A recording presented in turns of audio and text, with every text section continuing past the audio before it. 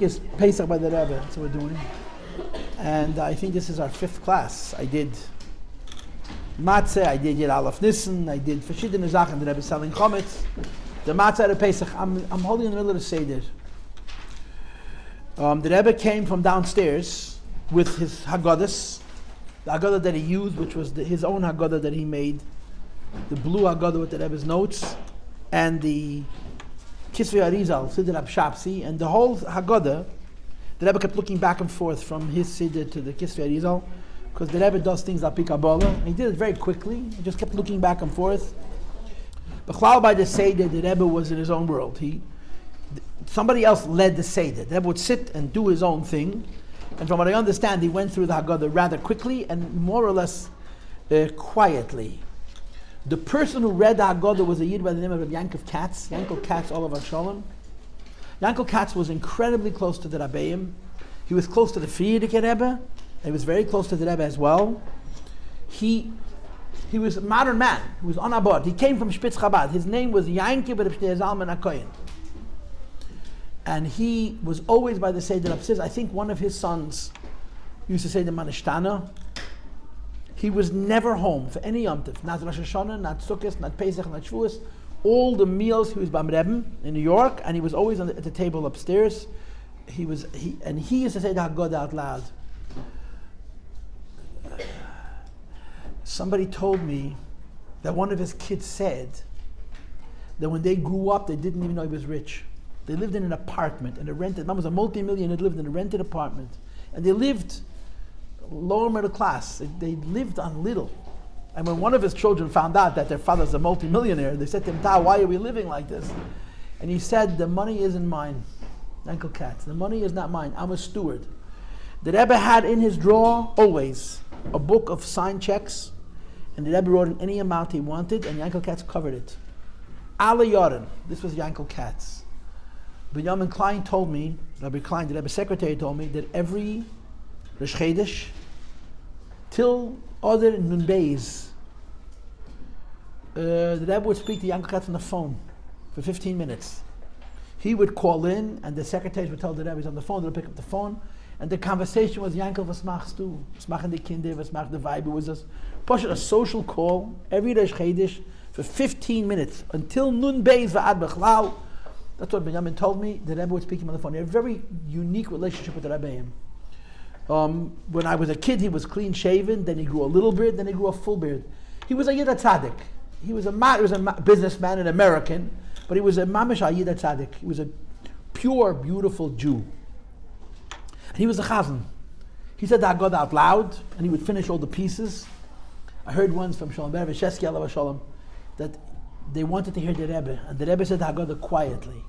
The second half of the Haggadah was a little bit different. I'll get to that later on. So the Bacham used to poke him that he should say the Haggadah more quietly. He never got the message. He never understood why he was being poked and pinched. But he was the chazan. He said the Haggadah out loud. It was pretty quick. The Rebbe's Seder was not very eventful. No one sat and said, the little kids didn't come up and show what they got from school, and the Seder was quick. Once they started to read, they read from the beginning to the end, straight. Somebody has to ask the Manishtana, and then of course, as the custom is, everybody reads to themselves. Like it says in the Rebbe's Haggadah, you're supposed to say, Tate, ich will bei der Fregner Fir Kashif Manishtana, and you translate it to Yiddish. Even if you don't have parents, Achman al-Itzlan, we say the Manishtana with the Yiddish. Anyway, so the Rebbe made Kiddush, and I heard from people, and the Rebbe made Kiddush very quietly. The Rebbe's and Chayamushka would appear in the doorway, the women were in the other room. And they basically did their own thing. The Rebbe didn't send the Rebbe's in matzah. The Rebbe sent their own matzah and their own water. The women had in the kitchen their own stuff. The Rebbe did his thing. And the Rebbe, from what I understand, the Rebbe did not send her wine or shayurim. She took it to the kitchen. But during Kiddush, the Rebbe would appear in this doorway. Somebody told me he watched it. The Rebbe said Kiddush. Nobody could hear it. It was very quiet. And the Rebbe answered Amen and all the brachas. She was the Yossi, the Rebbe's Kiddush that nobody else could hear. The Rebbe made Kiddush and then went to wash for urchatz, right? You don't make a bracha.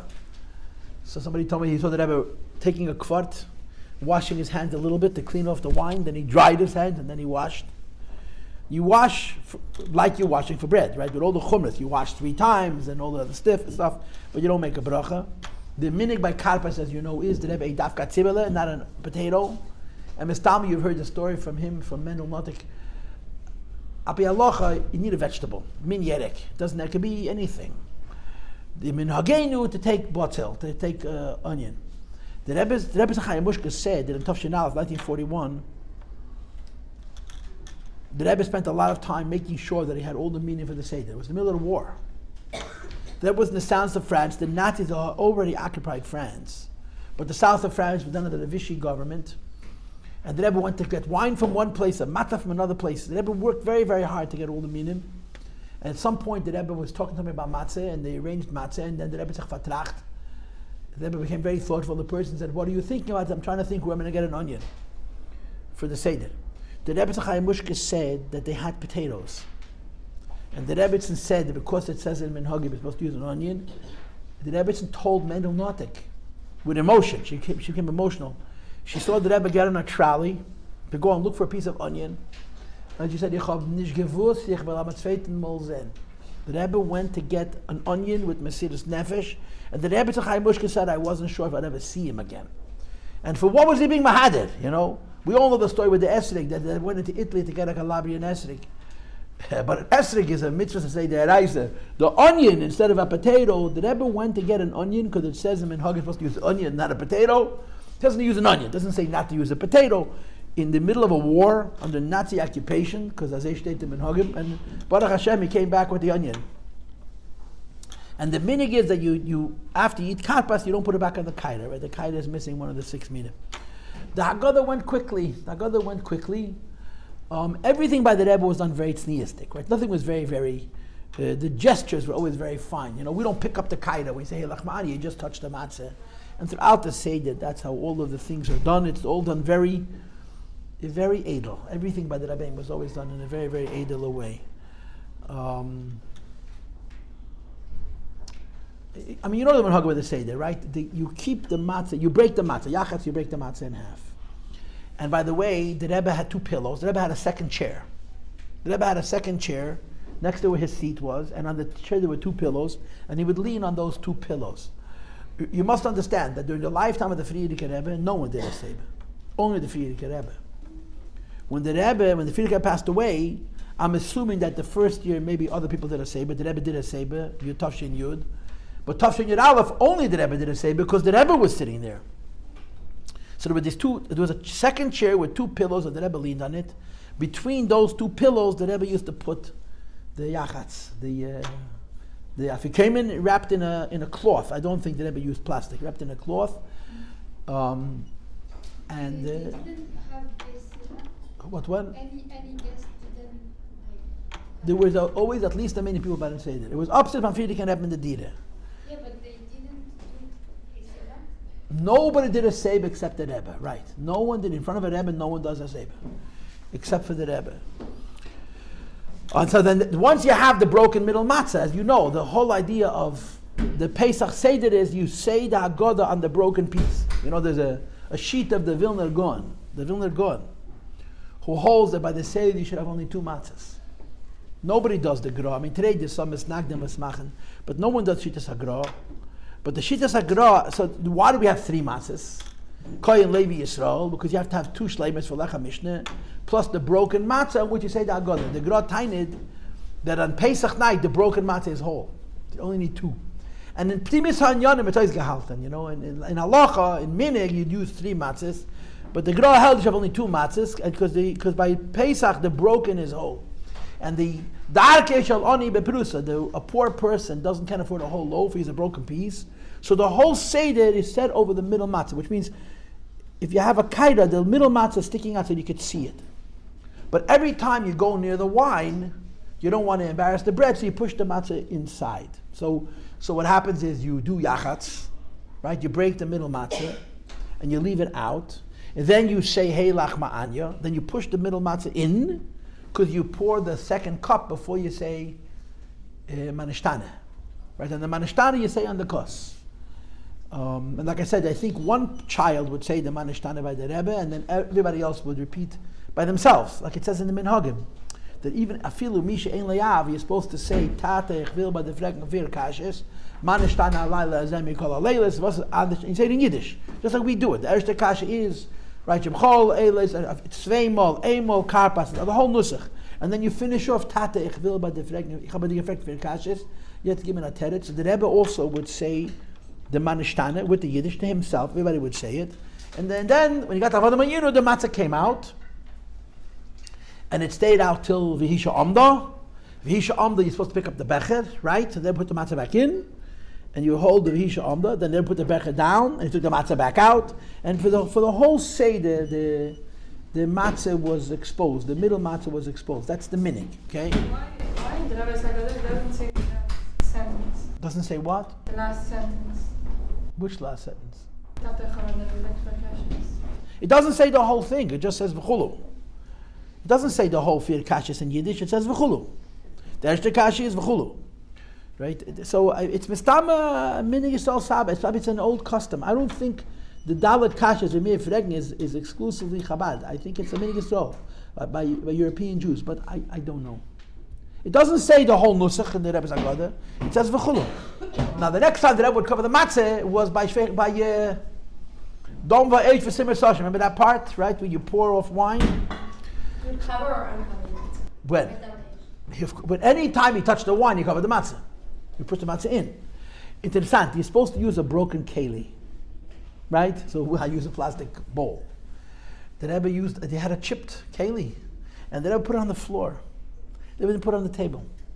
They put it on the floor, and he would pour from his place little drips into the keli on the floor. Now, I tried that. I had a puddle. All the wine that went into the keli. But the Rebbe's wine, when he told him to go into the keli, it stayed there, you know. You pour off 15 times. It's one of the only places in the SADER where it says Api Kabbalah why you're doing it. No one understands the Kabbalah, but it's written in the Haggadah.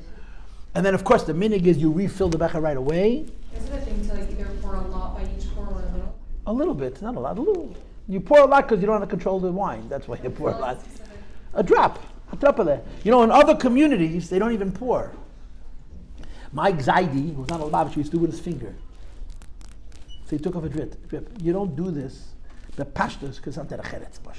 Should we try to pour it? You pour as little as possible, yeah. If you try, you should try for Mashiach to come. That's what you should try. How much wine you pour off your becher is, it's not that big a deal. Anyway, they finished pouring the wine. He put out the becher. The matzah came out again. Until you say matzah zu morer zeh, right? Pesach matzah morer. So it says in the Haggadah that obviously I didn't see the Rebbe do this, but I'm assuming the Rebbe did what it says in the Haggadah. You don't pick up the matzah kaida. You just hold matzah shniya vashlishis. You hold Levi and the Yisrael, I think, until you say the second zu, right? Matzah zu she'on eich m'shoma al shom. The second al shom. So for a few seconds you hold the matzah, then later you hold the morer, and then you say lefichach. Right? Lefichach, anacht chayavim. And then after lefichach, there's another paragraph. B'chol der v'der, right? Am I right or wrong? How does it go? I forgot to say that. But at some point, you pick up the becher. So at the point that you pick up the becher, the Rebbe again cover the matzah. And then you say the beginning of Hallel. Remember, it's at the beginning, the first two paragraphs of Hallel. And then there's a bracha.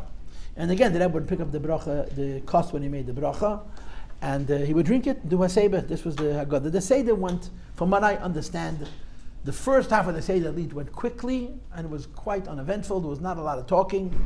They said Haggadah. Then the Rebbe went to wash, and the Rebbe ate matzah. It's an interesting thing to know. I heard someone describe the Frierdiker Rebbe. The Frierdiker Rebbe was very physically limited, and they had to find the Frierdiker Rebbe thin matzah, like Pashkan Nessen. And the Rebbe used to eat the matzah. It was a whole avoid about the Frierdiker Rebbe. The Rebbe in the later years had no teeth. The Rebbe suffered with his teeth, gefedlach. And the Rebbe suffered through the matzah. Yisrael, Shmotke Zogazunzain says that there was a pella by the Rebbe. He ate matzah, and there were no crumbs. When we eat matzah, there's a kapat is farchazet. You know, it looks terrible. The Rebbe ate matzah just like we do, and no crumbs. The Rebbe would hold it and just continuously eat. You eat from the Kohen and the Levi. A kazai is from the Kohen and a kazai from the Levi. By the way, I might as well tell this to you. If you don't have your own kaida, you do not need two kazais for matzah. Matzah is a kazai is de'eraisa. Koirech and afi koimin is a kazayis derabana. Now, how much kazayis deraisa? You used to say a kazayis deraisa is a half a matzah. Kazayis derabana is a third of a matzah. According to Rabbi Broin, so sagen is not stark, a kazayis deraisa is like a quarter. And a kazayis derabanan is even less than that. In other words, we're eating far too much matzah when we eat matzah. No, it doesn't matter which bakery. He actually uses a Williamsburg bakery, but okay, we're not going to go into that. But we used to eat very large shiurim. We said a kazayis was a. If you don't have a kaira for moitzi matzah, you need one kazayis deiraisa. You need two kazayis of afikomen, whether you have a kaira or not, because afikomen you're eating one kazayis against the matzah and one kazayis against the Pesach. But for moitzi matzah, the reason those who have a kaira need two kazaysim is because it's a suffix. Whether you need the kohen or the Levi. So you eat both. And ideally, you're supposed to eat both together. If you can't eat both together, you eat one at a time. But we eat far too much matzah. I forgot the numbers, but I think a kazayis derais is a quarter of a matzah, and a kazayis derabanan is a sixth of a matzah, which is not a lot of matzah. It's not a lot of matzah. The Rebbe ate small shiyurim. I heard from people. The Rebbe ate small shiyurim, and he also used to leave over. Mother, the Rebbe ate very large shiurim, incredible large shiurim. I read someplace that the Rebbe in his kaida used to use ground mother, a fistful of ground mother, and also whole pieces. So one year, the Rebbe Chaim Mushka was preparing the SADER, so she put down by the Frierdiker Rebbe and his plate also pieces. And the Frierdiker Rebbe saw the Rebbe Chaim Mushka do it, so he smiled and he said to the Rebbe Chaim Mushka, Ich darf das nicht. I don't need it. In other words, the Frierdiker Rebbe knew that the Rebbe puts into his mother the ganze sticker. The Frierdiker Rebbe didn't do it. I don't know what the Pnimius Adover is, but that's the story. That the Rebbetzin used to prepare for the Seder for the Rebbe, so she put on ground mother and pieces. And the Frierdiker Rebbe smiled and said, I don't need it. I know in other words, the whole implication was, I know your husband does, but I don't. When the Rebbe ate mother, he couldn't catch his breath. I heard this from many people. He ate copious amounts of mother. The matzah was small shiurim, and that's the Reise, and the mother, which was the Rabban, the Rebbe ate many kazaysim of mother. When the Rebbe ate mother, it was bitter, it was mother. Then there's Kerech, and then there's Shulchan Aruch. Shulchan Aruch, the Rebbe, of course, started with the egg, as our custom. And the same story, the Rebbe used to roll the egg on the table, and the peel off the peel, and everything the Rebbe did, even simple things were done very elegantly. The Rebbe did not check the egg. From what I heard, they just eat egg whole. We dip it into salt water, we eat it whole. Api halacha, you can eat it in one. You just put the whole thing in your mouth. Api halacha, two kazaysim is in beya is not considered disgusting. The Rebbe would eat the egg slowly, but the Rebbe did not check the egg, which is a pella. That was a from yid, right? Api halacha, there's a chazaka. The Rebbe didn't check the egg, and then was Sudas Yom Tov. What do you know about Sudas Yom Tov? What's outstanding with Sudas Yom Tov? First of all, the Rebbe used to put salt on his fish. I'm sure you've heard this before, you could not see the fish. Ishka Ganza told me like snow. They put crazy amounts of salt on the fish. And I think he did this a whole year, not just Pesach. But a whole year, I don't know how many people would see it. The Rebbe put so much salt on his fish, literally you saw salt. Salt, enormous amounts of salt. After the Rebbe's heart attack, the doctors told the Rebbe, he can't have any salt. And at some point, the Rebbe said, I need some salt. So they had to make some kind of an accommodation. But the Rebbe used to eat crazy amounts of salt with his fish. B'chlal, it's known by tzaddikim, fish is a big situation. Because they say that the neshamas of tzaddikim are galgal in fish. But that's the fact. The Rebbe ate salt with fish. He eats salt with a little fish. That's the way you can describe it. And the other story, what you say about the Seder is, at the Rebbetzin, Pesach, we're so careful about Shluya. The Rebbetzin, Necham Medina, dripped egg whites into the soup so it should look like noodles. So when the Bacher served the Rebbe, he said, as a joke, lukshin. And it wasn't lukshin, it was egg white. And some people do it. How important is that lukshin? But some people drip egg white into the soup, so it looks like it develops like little strings, like a lukshin. So the Rebbe pushed the soup away. Now you have to understand, if the Rebbe didn't eat, nobody ate. Because the Seder by the Suda it was really uncomfortable. Zalman Jaffe says, I was by the Rebbe Seder, the Rebbe was a man who was into Simcha. It was the most nervous meal ever participated. Everyone's sitting over there, the best behavior. So there was nothing natural about that meal. And he said to the Rebbe, I don't understand. You talk a whole day about Simcha. This is the most depressing meal they ever had. The Rebbe said, okay, you should start the singing. So he would sing, and no one sang with him, Chas v'Shalom. And he couldn't understand the Rebbe is so into Simcha, and how come the Chassidim was so close to the Rebbe, sitting there, because they were sitting next to the Rebbe, it wasn't so comfortable. So when the food was served, they would give the Rebbe first, and the Rashag second, or at the same time, sort of. The Rebbe didn't touch the food until everybody at the table was served, and the waiter sat down. And then the Rebbe would eat. The Rebbe didn't eat very much. As soon as the Rebbe put his fork down, everyone else put their fork down. So the Rebbe used to play with his food. He would eat a few bissen, and then he'd push it, play with his food, so people should be able to eat. So if the Rebbe pushed away the soup, nobody ate soup. So the Rebbe said, no one's eating the soup. And the poor Bacher who said Lakshan. So they told the Rebbe, it's not Lakshan, it's egg white. But the way it's understood is, but there's a Bezakt in Beis Harav, a Shaila is treif. In the Rebbe's house, a Shaila is treif. I read someplace that there was a Shaila on a chicken. A Shaila on a chicken. But before Yom Tov. So the Rebbe's Nachamadina sent a Bacher with the chicken to Reb Shmuel, who was the Rav in the house. So he comes downstairs, he shows Reb Shmuel the Shaila. Now this Bacher, they can't lend it. And he knew that the chicken was kosher. Whether it was chicken, if a chicken with a broken leg, if it's a dark color, it means it broke its leg before it died, and it's treif. If it's a lighter color, that means the leg broke after it died, and it's kosher. He knew it was kosher. So he comes and says, Shmuel the kid, Shmuel says, it's treif. And the guy says, I don't understand. Everybody knows that this is kosher. Reb Shmuel said, in Beis Harava, Shaila is treif. Shmuel Levitten. In Beis Harava, if there's a Shaila, it's treif. So somebody said to the Rebbe as a joke, that it's Lakshan, so the Rebbe didn't eat the soup, and nobody ate the soup, and that was that.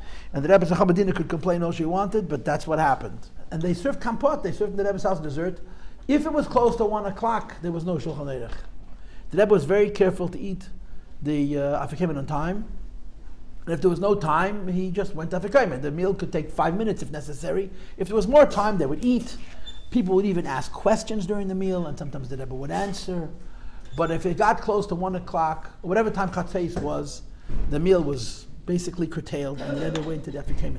I've heard from a number of reliable sources that the Rebbe was careful about Chatzos the second night also, which is very interesting, because it says Beferish Menhagim that the first night you're makatzer because you want to get to Chatzos on time. The second night the Rebbeim were maidech, but the Rebbe was careful about Chatzos both nights. Again, the Rebbe's Afikomen. What's Afikomen? Afikomen is about a little bit more than a half a matzah, right? It's only Levi.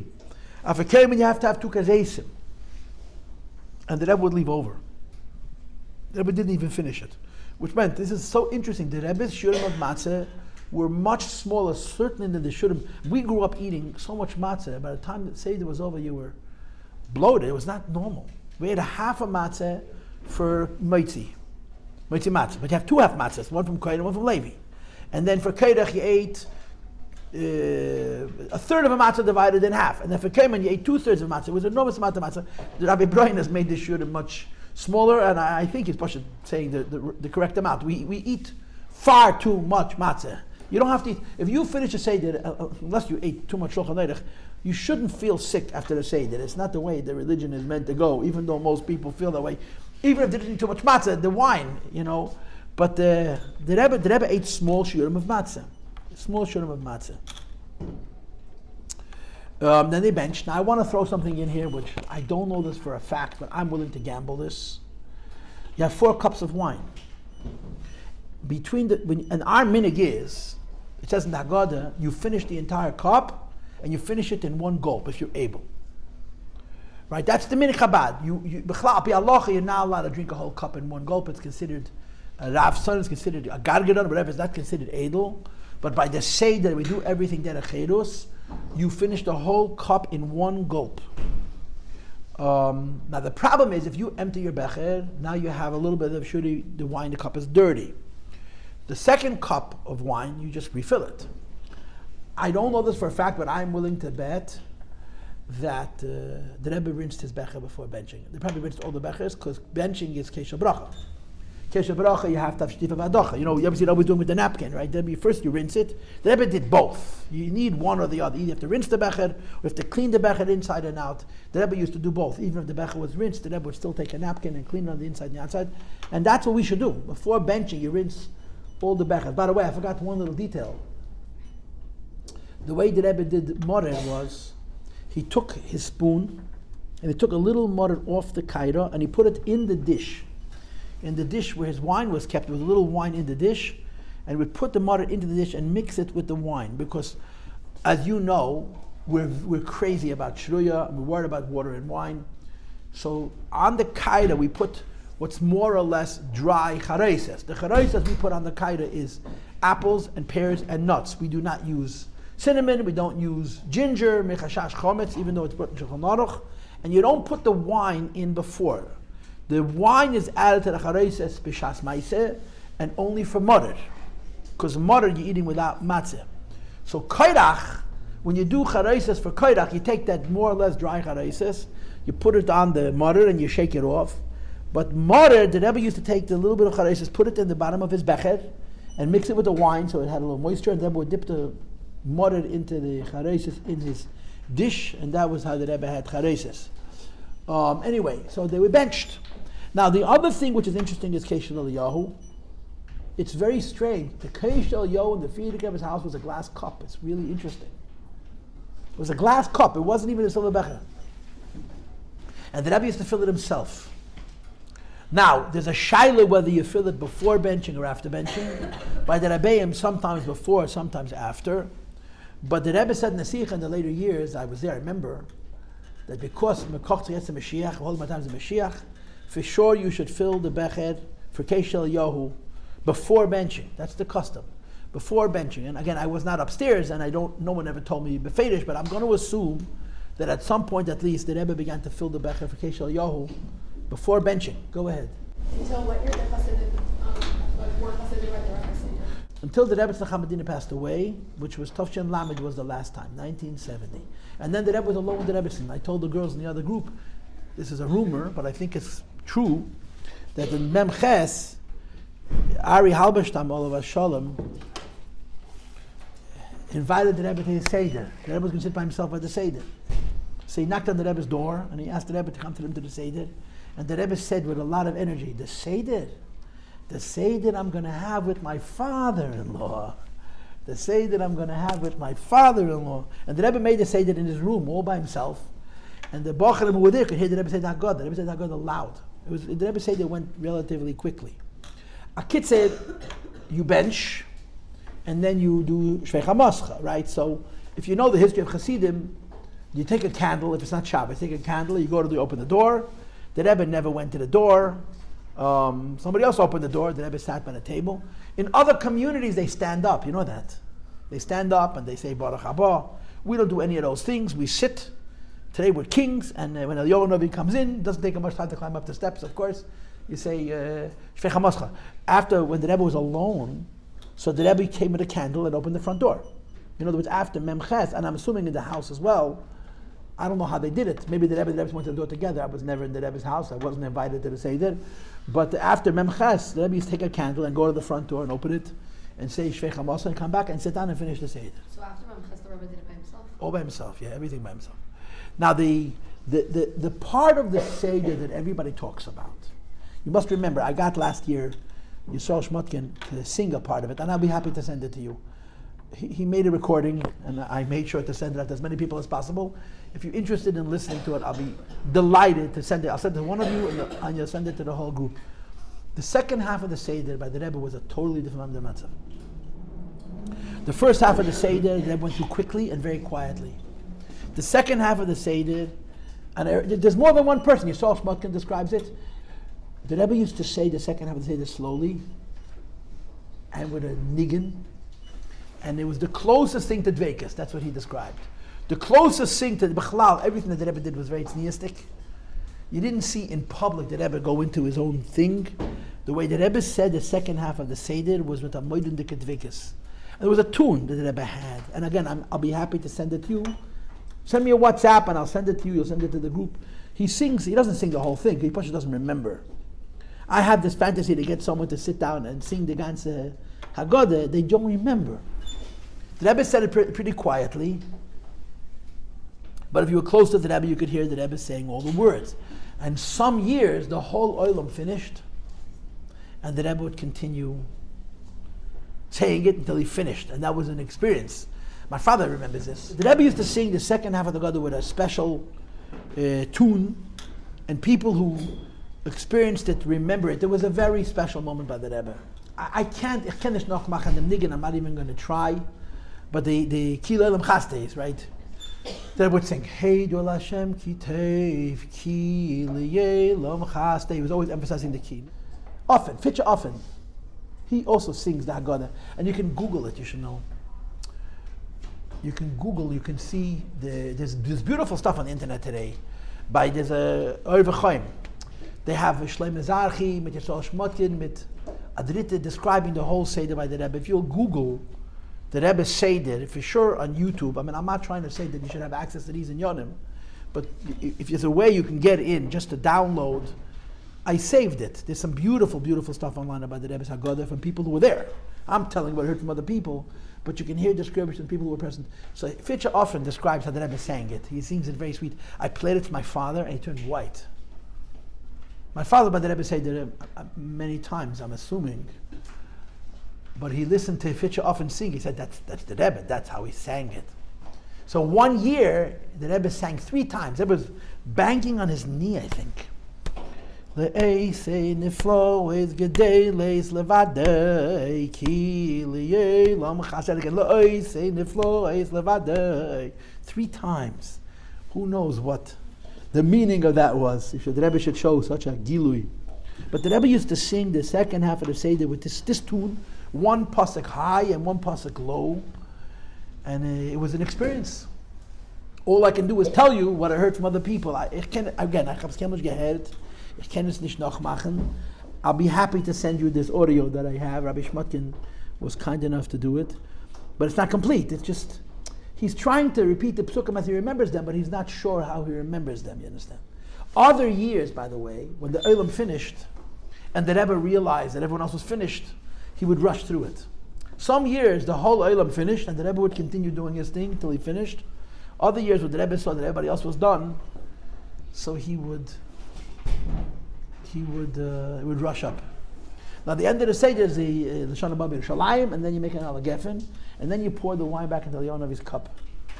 So B'Detzelt HaMaiseh, B'Detzelt, as in Tafshin Yud, the Rashag wanted to do it. Now apparently the Rashag understood a little bit what's going on.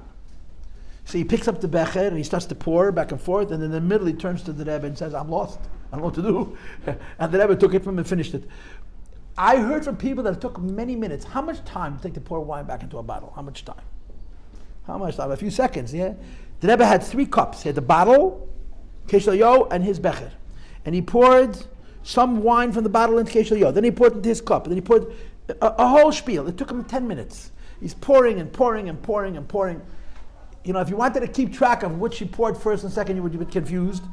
Apparently it's an inyan pnimi. It's a seid as achva seid. And again, the shmua is that the first year before it was official that the Rebbe was the Nasi Ador, the Rashag tried to do it, and in the middle he turned to the Rebbe and said, "I'm lost. You take it over." In other words, he knew that he doesn't know what he's doing, which is an incredible madrega of knowing. But and while the Rebbe is pouring the wine back into the becher, we would sing Keliyata. So this is why girls, the niggin associated with the first days of Pesach is Keliyata. I mentioned this to you when they did Ma'im Shalanu. When the Rebbe did Ma'im Shalanu, we sang Keliyata. The Rebbe used to go down from the Haggadah, they would sing Keliyata. The Rebbe would stand by his door. The niggin of the first night, Pesach, was Keliyata. Sometimes they would sing Keliyata like a march. Or the Rebbe would swing his hand, they would sing Keliyata very quickly. It was the niggin of this Dorim because of this reason. Now, one of the most beautiful things in Lubavitch, which I also do not remember, was that after the Seder, there was a Fabringen. Tafshin Yud Aleph, it was both nights. Both nights. I don't know what time it was, but the Rebbe came into the shul holding the Haggadah, and he sat down. There's a regular place where he verbringt. You couldn't drink even water, right? Until the morning, you don't drink any water. The first night was, the first year, Yud Aleph, was both nights. The Rebbe came downstairs and he spoke Sichos. And they sang Negunim. It was a Fabringen. You didn't touch any food. My father was not there the first few years, but he says he remembers that they waited till Aleis HaShacher to push it, drink water. They knew they had a chedm of Aleis HaShacher, thinking a bit of the Wasser. But they were verbringt all night, till the morning. So the first year he did it both nights, and after that he did it only the second night. Upon him, the Rebbe realized this is too much for the mention. Rabbi used to chazir. Rabbi has anochas. How he did it, nobody knows. It's the middle of the night. You're bloated and drunk. You drank 4 cups of wine, and today they have wine which is almost like grape juice. They didn't have that in the olden days. It was wine. And Rabbi kept track of all these sichos. He read anochas all the years. The first night, the second night, then later on it was the second night. After that first year, beginning in Tashkent Bay, only the second night, 1:30, it became official. Just like Shabbos at Nun Fabrengen, it was officially 1:30. So the Fabrengen after the Seder was 1:30, except it wasn't 1:30 p.m., it was 1:30 a.m. The Rebbe would come in, and he would sit down, and he would talk with his eyes closed the whole night. You know why? Because Mizgishlafen Ashina Reifa. Half the place was asleep. People fell asleep by Fabrengen all the time. The Rebbe used to have time would complain, it was just mishlaft, you know. But after the Seder, it was, some of those people were not young. And they just ate and drank, even if you drank regular food, but matzah and wine, it's mamish. It's conducive for concentration, like you have no idea how. And the Emel Poshik geschlafen. Did you ever say my mom? Yeah, he would also say my morim. The lady used to become a kviyas. It was a maimir. And the Rebbe rang till the morning, and the Rebbe wasn't going to the fact that the Elmer geschlafen. He knew the people are asleep. I don't know how the Chayzim had a Yale. But we have Hanachas from all those Fabrengens, all the years. For 20 years it went on, till Tafshin Lamed. The second night, Pesach, there was a Fabrengen. After the Seder, the Rebbe would come in and he would sit till the morning and he would speak on the Haggadah. If you take all of those Fabrengens together and you arrange them, you have a thorough Pirush of the Rebbe and the entire Haggadah. For sure the first half and probably good portions of the second half. Because every year he would speak on different pieces. So the first year it was both nights, and after that it was only after the second Seder. Now, for those who do not know, the Rebbe taught V'hisha Amda. The Lubavitcher Nigan V'hisha Amda, the Rebbe taught by one of those Fabrengens. Tov Shin Tezvav, 1955. The Nigan, B'chlal, the Nigunim the Rebbe taught. He has good taste, the Rebbe. Huh? He chose V'hisha, it's the best V'hisha Amda. There's 100 V'hisha Amdas. Anybody who has Lubavitcher V'hisha Amda becomes a Lubavitcher for V'hisha Amda. And the same is true with Darkecha, and the same is true with Rachamona de Onei. The Nigunim are such good Nigunim. And the tunes and the words are so zugepasst, Einefar and Zweiten. And so this was until Tov Shalamet, till the morning Rebbe verbringt. And Rebbe used to explain the Haggadah. He would say Mamar Chassidus also. But once the Rebbe Chamadina passed away, and the Rebbe made the Seder by himself, he did not come back. That's how it stayed. That Gilui ended. And there's another thing which used to happen also, that during the years that the Rebbe ate upstairs by the Rebbetzin, Shvuas, the Rebbe would say Mamar Chassidus. At 3 o'clock in the morning, which is supposed to be after Tikkun, although I'm still holding Chumash at 3 o'clock in the morning, they would come downstairs, say a Maimer, and walk out. B'chlal, the Rebbe said Maimer in the middle of a Fabrengen. Leil Shvuas. They would come downstairs, he would sit in this place. I don't even think they're saying a niggin. He came in, he sat down, said a Maimer, and walked out. Who was there? Whoever was up for Tikkun. Tikkun Leil Shvuas, you up a whole night. But once the Rebbetzin Chamadina passed away, and the Rebbe stopped eating, once the Rebbe went home, he didn't come back, and those Inyanim ended. Now Pesach, I got to let you go, but Pesach was not so eventful like Sukkot, B'chlal. A few of the exceptions were Tov Shalamet Beis. Rebbe turned 70. I think they were bringing all 4 days of Yom Tov. They were bringing the first day Pesach, the second day Pesach, and the 7th day Pesach, and the 8th day Pesach. The 7th day Pesach is the Ta'alucha. So Rebbe sat down to Fabrengen, and after the Fabrengen, the Rebbe went to the shuls. Tov Shalamet Beis was a special year. It was a very, very special year. I just want to say one thing, and I'll let you go with this, okay? Geshem Ber Jacobson, the father of the Jacobsons, yeah? His name is Geshem Ber. He had a cousin named Geshem Ber Schiff, who lived in Moscow.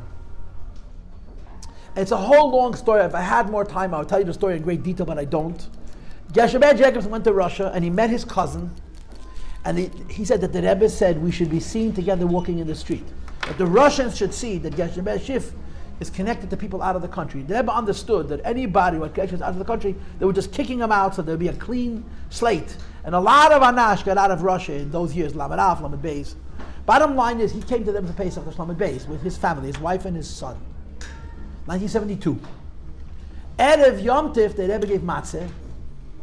So this father and son came with Gesher Ber Jacobson to the Rebbe, and when they walked up to the Rebbe, Rabbi Jacobson said to the Rebbe, das ist my Schwester Kind, this is my cousin Gesher Ber Schiff, and this is his son, who was 11, I think. And the Rebbe turns to the little boy and he says to him, Du gehst fragen de vier Kashes? He spoke to Rabbi in Russian. He beat the four Kashes, he said, yeah. In what language? And he told the Rebbe in Yiddish. And the Rebbe kvelt. The next day, the first day Sukkot, which was Lamed Beis, Shnas HaShivim, which was a very special year, the Rebbe verbringt. Now Gesher Ber Schiff decided that his son was so young, and it's America, that means you have two Stadim. That night was a second Seder. The kid was up till who knows what time the night before. They should let him sleep. Unbeknownst to him, his wife woke the baby up, woke the little boy up, and took him to the Fabrenk. In the middle of the Fabrenk, the Rebbe says that there are children here from Russia. Let them come up on the bimmer, und sie sollen fragen die vier Kashes in Yiddish. And if they're not here, their fathers should come for them and say the vier Kashes. So Gesher Ber Schiff knows he put his son to sleep.